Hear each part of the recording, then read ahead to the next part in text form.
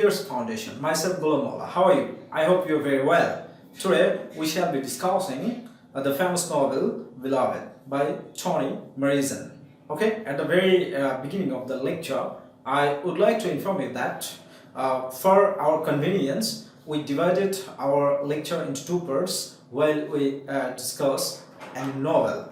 At the very first part, we discuss the setting, the characters, the themes, and of course the background of the novel. And in the second part, we discuss the critical summary of the novel. Okay, now in the first part, I would like to discuss the themes, characters, setting, and background of the novel. So first of all, we look at the biography of Toni Morrison. Toni Morrison's life duration from 1931 to present. Actually, why I am informing you as present? Because I am delivering this lecture on 29th December 2018. So till 2018, Toni Morrison is still alive. Okay, professionally, he is a novelist, short story writer, professor, and editor. If you want to get a well conception regarding the novel, you have to look back at the historic background of the novel. So, the historic background of this novel is that before a civil war, American Civil War, the slavery was legal in the 15 states of United States of America.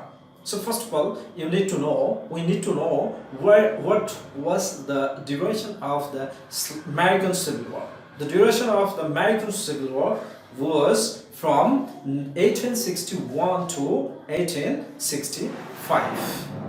So the before Civil War, the slavery was legal in the 15 states of United States of America, such as Alabama, Virginia, Kentucky, etc. Okay, from a true historic incident, the plot of the novel being taken by Toni Morrison. Actually, in January 1856, an African American slave named Margaret Garner escaped from the plantation with whole family. Okay, from Kentucky to Ohio. That was the historic background. Okay, and in 1856, Margaret Garner was taken to court for trial, right?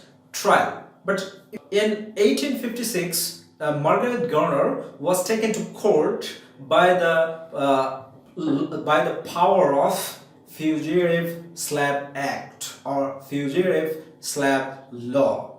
So what do you mean by Fugitive Slave Act or Fugitive Slave Law? Fugitive Slave Act or Fugitive Slave Law was passed in 1815 by the United States Congress for the purpose of compromising between the slaves and the slave owners. Okay, slaves and the slaves owner. That is Fugitive Slave Act or Fugitive Slave Law. Okay, now this is the historic background of the novel. So from this true incident, Toni Morrison has taken the plot of the novel. Because what was the purpose of Toni Morrison? Because the novel was published in 1987. 1987 the novel was published. But the purpose of Toni Morrison was to remember the nation that slavery was so heterogeneous. And she would like to inform the nation that history is not read by all local people, but literature is read by all educated people. And for this, Toni Morrison has given a better shape of the bitter slavery system in her literary work.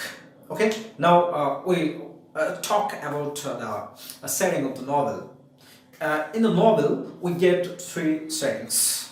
First of all, Bluestone Road 124, House 124.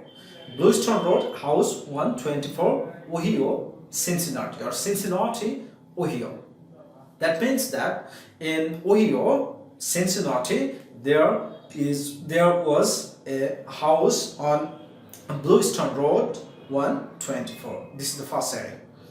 The second setting, Sweet Home in Kentucky.